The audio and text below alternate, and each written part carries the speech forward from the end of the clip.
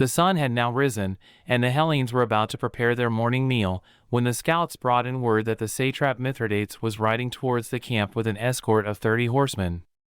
Having arrived within speaking distance, Mithridates called out to the generals to come forward and hear what he had to say. Then he proceeded to address them in an apparently friendly manner.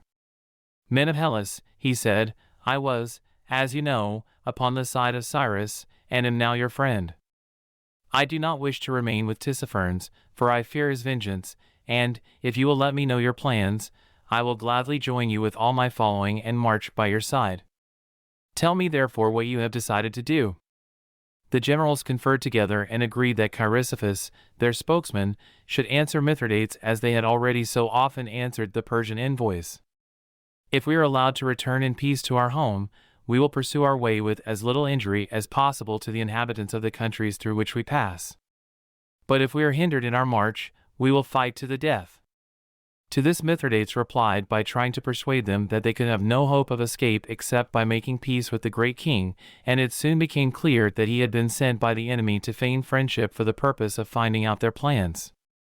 They refused, therefore, to listen to him any longer, and Mithridates was obliged to ride away without having succeeded in his mission. The generals had been confirmed in their suspicion of Mithridates by recognizing among his escort a man belonging to the suite of Tissaphernes, who had evidently been sent with him as a spy, so that he might not be able to say anything to the Hellenes except such words as had been dictated by Tissaphernes. And as some Persians had already succeeded in making their way into the camp and had induced one of the captains to desert with 20 of his men, they proceeded to pass a resolution that in future there was to be open war with the Persians and that they would receive no more ambassadors coming in the name of the great king. They then returned to their interrupted meal and, when this was over, set out upon the march, forming themselves, as already agreed upon, in a hollow square. But they had not gone far when Mithridates again appeared with 200 horsemen and 400 archers and slingers, who advanced towards them as if with friendly intentions. As soon, however, as they had come within arrow range, they opened fire, and the Hellenes found themselves suddenly beset with a storm of arrows and darts, which wounded many of them. For a time, Xenophon pursued his way without taking any notice, for he was anxious not to delay the progress of the march, but, finding that the shots came thicker and thicker, he called a halt and commanded the rearguard to charge the enemy. No sooner had they done so than the barbarians were in full flight, but the heavy-armed hoplites could not pursue them far, and each time that they reformed their ranks and turned to continue the march, the barbarians were after them as before. This occurred so often that it was late in the day before they reached the villages where they were to halt, although the distance was little more than 3 miles. When at last they were established for the night in the villages, Harasses and the other generals reproached Xenophon with having so seriously delayed the march without having gained any advantage. They did not, perhaps, fully realize the difficulty, but, instead of retorting that they were inconsiderate, Xenophon answered quietly, admitting that they had cause for annoyance, and proposing a plan by which he hoped to remedy the evil. "Today," he said, "we have to thank the gods that we have only had a small force to deal with that could not do us any great injury, and we have also to thank the enemy for having shown us where we are weak. The Persian slingers and archers can make their missiles carry to a greater distance than ours, and moreover the enemy have cavalry, while we are without. Under such circumstances, the struggle must always be unequal, with the disadvantage on our side. Happily, however, we have it in our power to improve our position in this respect. Among the troops there are several Rhodians, and we know that the men of Rhodes are famed for their skill in slinging. Their shots carry moreover twice as far as those of the Persians, for, instead of great stones the size of a fist, they use little bullets of lead. I propose that we find out if any of these men possess slings, or know how to make new slings. With their help, we may be able to form a band of slingers capable of doing good service. Then, as regards our want of cavalry. Fortunately, we have horses. I have a few. There are some that belong to Clearchus and others that have been captured and are now used for transport, besides those belonging to private persons. Anyone willing to give up his horse for the public service could have the loss made good to him by receiving in exchange other baggage animals. All the proposals made by Xenophon were accepted and carried into execution during the night. By the next day, the army was supplemented with a company of 500 Rhodian slingers and a troop of 50 horsemen, all fully equipped, the command of the cavalry being entrusted to an Athenian named Lysias. The Hellenes remained one more day in the villages, and then, on the third morning, set out at earliest dawn to continue their march. There lay before them a wooded ravine which it would be difficult to go through in fighting order, and they were anxious to get as far beyond it as possible before they should be overtaken by the Persians. The early start met with its due reward, for the Hellenes were already a good distance beyond the ravine when Mithridates again appeared, this time with a much larger force than before. He had been very much pleased with the success of his first attempt to harass the Hellenes, for his small band of slingers and archers had sustained but little injury, whereas they had, as he believed, inflicted considerable loss. Expecting to find the Hellenes still at the same disadvantage, he had assured Tissaphernes that, if he were supplied with 1,000 horsemen and 4,000 archers and slingers, he would make an end of them altogether.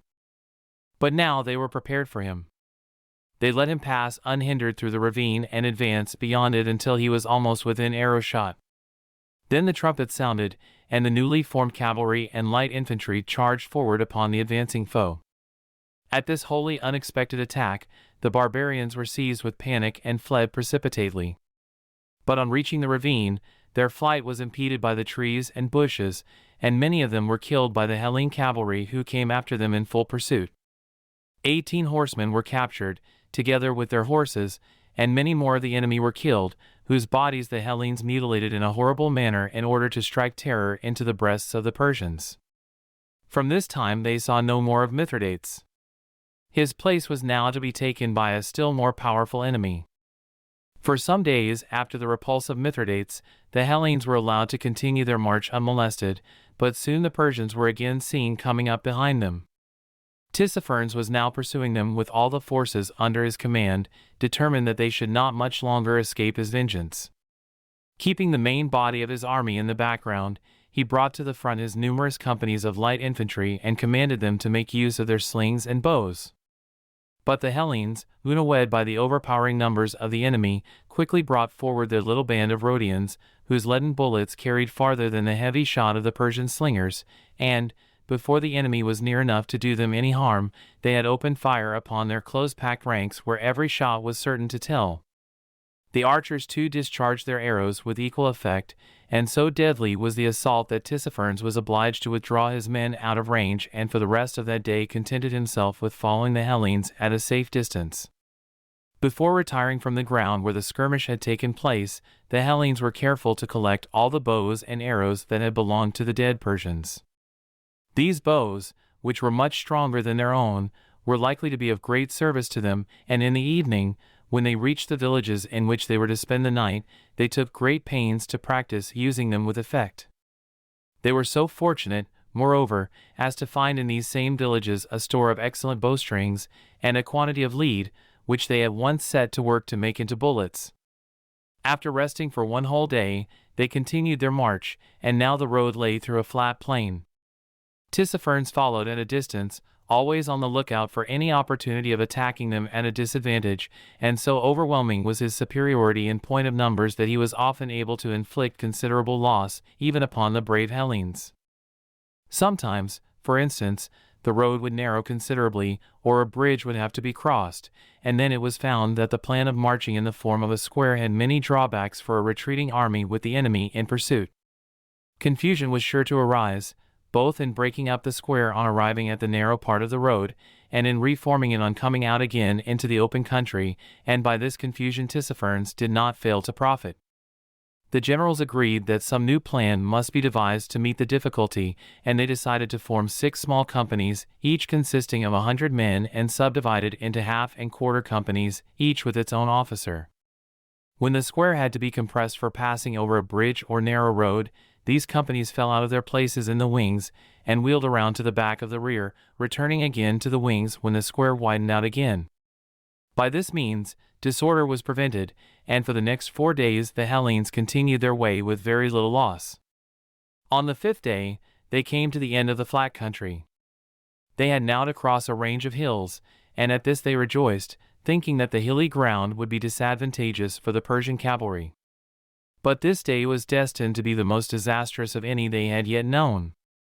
Seeing in the distance a palace with several villages clustering around it, they decided to make for it. The road lay over hilly ground, and they had already climbed the first hill when they received an unexpected check. As they descended the farther side, the enemy appeared upon the height they had just left and discharged a volley of stones and arrows upon the light-armed infantry, killing and wounding many of them. To this the Hellenes replied by sending a detachment of hoplites to march back up the hill and dislodge the Persians. Their heavy armor protected them to some extent, but made it impossible for them to advance rapidly, and the nimble Persians quickly withdrew beyond their reach, returning, however, as soon as the hoplites turned back to rejoin their comrades, and discharging their shots and arrows as before. At the second hill, the same thing happened again, and now the Persian cavalry were also brought into play and directed to chase the Hellenes at full speed down the steep descent. This they did, but only when they had been driven to their work with whips. Meanwhile, the hail of stones and arrows continued and made such havoc in the ranks of the light-armed troops who wore neither helmet nor coat of mail that it became urgently necessary to find some means of diverting the attention of the enemy. Calling a short halt, the generals rapidly took counsel together and formed a plan by which the light infantry could be placed beyond the reach of danger and at the same time give assistance to their comrades. Parallel with the range of hills over which the Hellenes were making their way was a range of mountains, from whence the road along the hills could be overlooked. To these mountains the light-armed troops were dispatched, with instructions to keep pace with their comrades on the lower level and rain down shots and arrows upon the enemy whenever they attempted to hinder them in their march. As soon as the Persians perceived this device, they gave up the pursuit.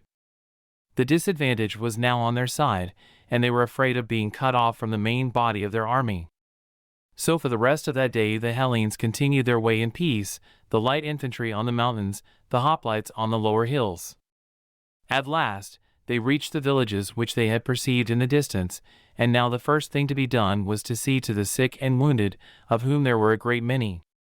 They were carefully tended by the 8 surgeons who accompanied the Hellene force, and for 3 days the army rested quietly in the villages. This was chiefly on account of the sick, but partly also because they found their great stores of wheat, barley, and wine, of which they took possession without paying for them, because they were now at war and in the enemy's country. During the time that the Hellenes rested in the villages, Tissaphernes disappeared from sight, but on the 4th day, when they came out from under cover, they found him again pursuing them with his whole army. It was an anxious time for the Hellenes, for a large number of them were incapacitated from fighting. Besides the wounded, there were those who carried the wounded in litters, and those again who carried the armor of the litter-bearers. The wagons in which the sick might have journeyed had been burned when they had declared war against the great king. The generals were of opinion that, in this crippled condition, they were no match for the enemy in the open field, and that it would be useless to attempt to march and fight at the same time as hitherto. So when they found that the Persians were coming against them, they determined to halt at the first village they should reach and place the wounded in safety, while the able-bodied could easily put the Persians to flight from under the cover of the huts. Once routed, they knew that the Persians would give them no more trouble that night, for they were so terribly afraid of being surprised by the Hellenes that they always pitched their camp at least 6 miles away from them. This plan was carried out, and the Persians were driven back from the village. Then, as soon as they were out of sight, the Hellenes made a fresh start and marched on for another 6 miles before encamping for the night, so that the next day, when they began their march, they had 12 miles start of the enemy. All that day and all the next day they were able to march steadily on without fighting, for the barbarians were too far behind to attack them, but during the 3rd night Tissaphernes also made an extra or, as it is called, a forced march. The satrap had the great advantage of being able to get every information as to the districts through which they were marching, and, knowing that the flat plain that they had been traversing ever since the last skirmish would now be succeeded by mountainous country, he sent forward a detachment of his troops to get in advance of the Hellenes by taking another road and seize a hill overlooking the way by which they must pass. When the Hellene vanguard approached the hill, they found it already in possession of the enemy, and Harasses sent to the rear for Xenophon. It was clear that the Persians must be dislodged without a moment's delay, for already the main body of the barbarian army, commanded by Tissaphernes himself, could be seen approaching in the distance. Xenophon looked long and carefully at the height occupied by the Persians and saw that from the very top of the mountain above it there was a road leading down to the place. "We must get up to the top of the mountain," he said, "and from thence charge down upon the enemy and drive them from their post. There is not a moment to lose. If you will remain here with the rest of the army, I will attack the mountain with the light-armed troops, or else, if you will lead them thither, I will remain below." "You may choose," said Chrysippus. "Very well then," answered Xenophon, "I will climb the mountain, for I am the younger." He set off at once with the troops assigned to him, and for a time they were concealed from the enemy by the trees and bushes which clothed the hillside. But as soon as the Persians perceived their intention, they also made for the higher peak, hoping to reach it before the Hellenes. And now began a race, Hellenes and Persians climbing each by a different road and watching eagerly the progress of the other party. Now one side would seem to have the advantage and now the other, while all the time incessant shouts from below stimulated their efforts, for on both sides it was well known how much depended on the issue. Xenophon rode on horseback beside his men, urging them to do their utmost. "Remember," he said, "that this toil is to make it possible for you to return to your homes, your wives, and your children. Yet a little more effort and all the rest will be easy." One of the soldiers, who was named Sotarides, was a lazy, sullen fellow and, looking enviously at Xenophon, he said, "It is all very well for you to talk, Xenophon, for you can ride at your ease, but I am groaning beneath the weight of this heavy shield." Instantly, Xenophon sprang from his horse, seized the shield of Sotarides, pushed him aside, and, taking his place in the ranks, struggled up the hill like a private soldier, although he was encumbered with the heavy armor worn for riding. The other men were delighted at this, and they did not scruple to express their contempt for Sotarides by blows as well as taunts, until at last the unhappy man was constrained to implore Xenophon to let him take back his shield and share the toil of his comrades. To this Xenophon consented and, remounting his horse, he rode as long as it was possible to do so, but soon the road became so bad that he was obliged to dismount and climb on foot for the rest of the way. The Persians were but a very little distance from the crest of the mountain when the first Hellenes reached it. The advantage was now with them, and they at once charged. Back fled the Persians by any path they could find, and soon there was no longer a trace either of the detachment that had been posted on the hill or of the main army advancing along the plain.